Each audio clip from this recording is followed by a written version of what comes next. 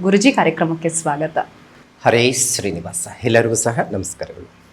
ಈಗ ಸಾಮಾನ್ಯವಾಗಿ ಯಾವುದೇ ರೀತಿಯಾದಂಥ ಒಂದು ಚಂದ್ರಗ್ರಹಣ ಆಗಿರ್ಬೋದು, ಸೂರ್ಯಗ್ರಹಣ ಆಗಿರ್ಬೋದು, ಇಂತಹ ಸಂದರ್ಭದಲ್ಲಿ ಏನೇ ನಡೆದ್ರೂ ಕೂಡ ಗ್ರಹಗಳಿಂದ ಈ ಕೆಲವೊಂದು ಜಾತಕ, ಕೆಲವೊಂದು ರಾಶಿಗಳ ಮೇಲೆ ಎಫೆಕ್ಟ್ ಆಗುತ್ತೆ.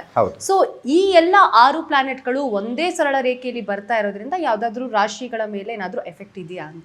ಖಂಡಿತ. ನೋಡಿ, ಇದು 28ನೇ ತಾರೀಕು ಸಂಜೆ ಸೂರ್ಯ ಅಸ್ತಮ ಆದ ಮೇಲೆ ಸಂಭವಿಸ್ತಾ ಇರುವಂಥದ್ದು.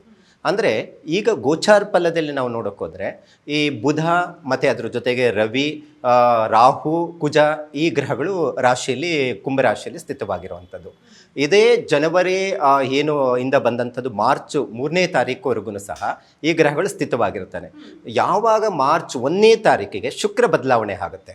ಸೊ ಈ ಶುಕ್ರ ಬದಲಾವಣೆಯಿಂದ ಇದೇ ಮಾರ್ಚ್ 28ನೇ ತಾರೀಕು ಏನು ಇದು 6 ಗ್ರಹಗಳ ಸಂಯೋಗಗಳು ಏನಾಗ್ತಾ ಇದೆ, ಒಂದಷ್ಟು ರಾಶಿಗಳ ಮೇಲೆ ಪ್ರಭಾವ ಬೀಳುವಂಥದ್ದು ಇರುತ್ತೆ. ಯಾವಾಗಲೂ ಅಷ್ಟೇ, ಯಾವುದೇ ಒಂದು ಗ್ರಹ ಇನ್ನೊಂದು ಗ್ರಹ ಸಮೀಪ ಬಂದಾಗ ಒಂದಷ್ಟು ರಾಶಿಗಳ ಮೇಲೆ ಹೆಚ್ಚು ಪರಿಣಾಮಗಳು ಬರುತ್ತೆ. ಅದು ಆರೋಗ್ಯದ ಮೇಲೆ ಆಗ್ಬೋದು, ಅಥವಾ ಒಂದಷ್ಟು ಅವರ ಆರ್ಥಿಕ ಪರಿಸ್ಥಿತಿ ಮೇಲೆ ಆಗ್ಬೋದು, ಒಂದಷ್ಟು ರಾಶಿಗಳ ಮೇಲೆ ಒಳ್ಳೆಯದೂ ಆಗುತ್ತೆ.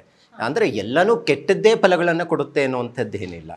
ಆ ಗ್ರಹಗಳ ಸಂಯೋಗಗಳಾಗುವಂಥ ಸಂದರ್ಭದಲ್ಲಿ ಈ ರೀತಿ 6 ಗ್ರಹಗಳ ಏಕಕಾಲದಲ್ಲಿ ಒಂದೇ ಸರಳ ರೇಖೆಯಲ್ಲಿ ಕಾಣಿಸ್ಕೊತಾ ಇರುವಂಥದ್ದು ಯಾವ ರಾಶಿಯವರೆಗೆ ಸಮೀಪವಾಗಿರುತ್ತೋ ಅವರ ರಾಶಿಗಳ ಮೇಲೆ ಒಂದಷ್ಟು ಪರಿಣಾಮಗಳು ಬೀಳುವಂಥದ್ದಿರುತ್ತೆ.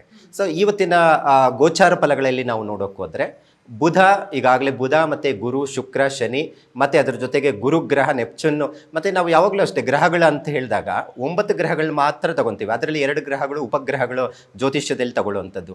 ಯುರೇನಸ್ ಮತ್ತು ನೆಪ್ಚೂನ್ ಗ್ರಹವನ್ನು ನಾವು ಲೆಕ್ಕ ತಗೊಳ್ಳೋದಿಲ್ಲ.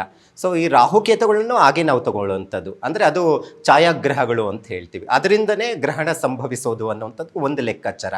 ಇಲ್ಲಿ ಬುಧ ಮತ್ತು ಗುರು, ಶುಕ್ರ, ಶನಿ ಈ 4 ಗ್ರಹಗಳ ಆಧಾರದ ಮೇಲೆ ಒಂದಷ್ಟು ರಾಶಿಗಳ ಮೇಲೆ ಹೆಚ್ಚು ಪರಿಣಾಮ ಬೀಳಬಹುದು ಅನ್ನುವಂಥದ್ದು ಒಂದಷ್ಟು ಜ್ಯೋತಿಷ್ಯ ಲೆಕ್ಕಾಚಾರ ಇದೆ.